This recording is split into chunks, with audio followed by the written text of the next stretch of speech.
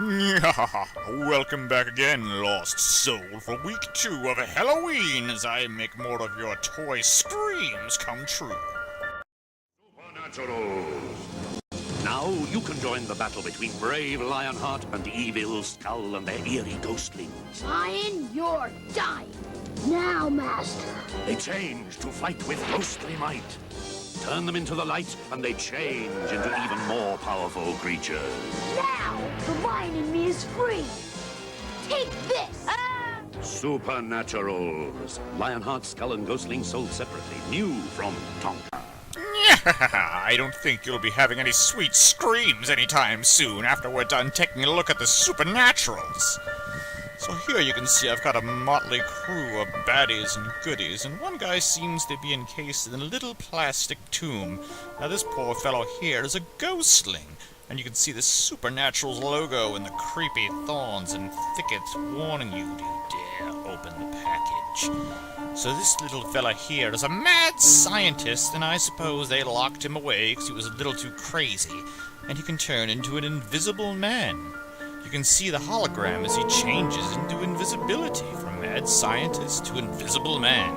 He's got a glow-in-the-dark sword and even a Supernaturals mini-comic, and these things are pretty hard to scare up, if you know what I mean. So now let's flip around and take a look what's on the backside. And you can see here, the Supernaturals come from the Tomb of Doom, open after hundreds of years, ready to follow the leaders of the evil Skull. And we have here more of the ghostlings with Spooks, Hooter, the mad scientist, even Mr. Lucky, but I don't think he looks very lucky to me. Scary Cat, no relation to Grumpy Cat, Weird Wolf, and Vampire, well every vampire's gotta have a vampire, and Rags. That's not a very appealing name, I would think. So now let's take a look at some of our bad ghoulies who've escaped their little plastic tombs. As you can see, I have about 5 of them here set up. And we have first another ghostling. And this little fella here is named Hooter. And he turns from an evil wizard into an owl for some strange reason. Because I didn't know owls knew how to practice magic. But you can see the little transition as they go from human to superpowered, and it's actually pretty neat. And you can actually take Hooter out of his casing, and he turns into a little wizard and leaves his exoskeleton behind, and I guess somebody picks it up and does the laundry or something. So you can see the little transition quite a bit better here. And he looks like a little mini mummy once he's out of his case. Ooh. So we'll put Hooter back in his little cloak there. And next, let's check in with one of our other friends here, Eagle Eye. Now, Eagle Eye happens to be on the side of good, which I have nothing to say about here. And we have him as a Native American, and I like very much all of the details on his outfit and the braidings.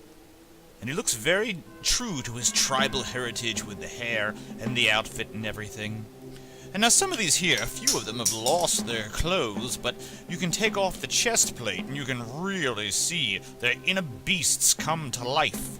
And as you can see here, he changes from Native American warrior into an eagle wearing a necklace, which is kind of strange. I didn't know eagles particularly were fond of jewelry.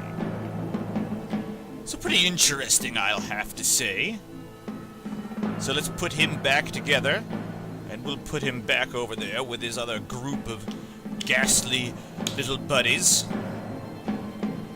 Now, moving along, we have someone who comes from the dark side of town, and this is Snakebite. And he certainly lives up to his name, I think. His whole armor even looks like scales from a snake or a viper. And you can see he turns from a man into a cobra. And you can see he has those poisonous fangs ready to sink into his next victim. And he certainly looks angry, so I wouldn't want to approach this fellow if he was coiled up and ready to strike. But overall, I really like the detailing done on this little snakey here. But he even has his own little snake belt just to remind himself that he is, in fact, a snake. And his legs are all wrapped up as if he were some sort of mummy. So we'll let Snakebite coil back up in the corner here. And now we'll move on to the hero of the good supernaturals, and this is Lionheart. And you can see he has quite a suit of armor here with a lion's face on the chest and the brave warrior's face behind the armor.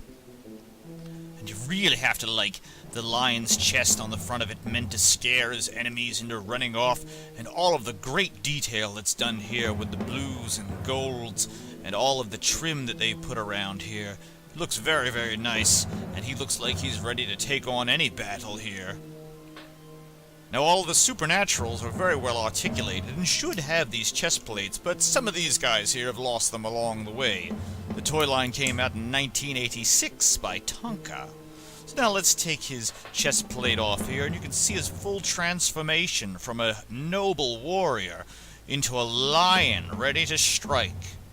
And again, the transition looks very nice here, and I really like how they were able to pull that off. It really looks very cool when you put it under the light. Now, each of them would also have their own glow-in-the-dark weapon and accessory too, but unfortunately I don't have very many of those for this line. And now, last but not least, certainly not to be forgotten, is the evil leader of the Ghostlings, Skull. And he looks like a rotting corpse that someone pulled out of a casket, with all of these rags tied around his arms and his flesh rotting off of his body.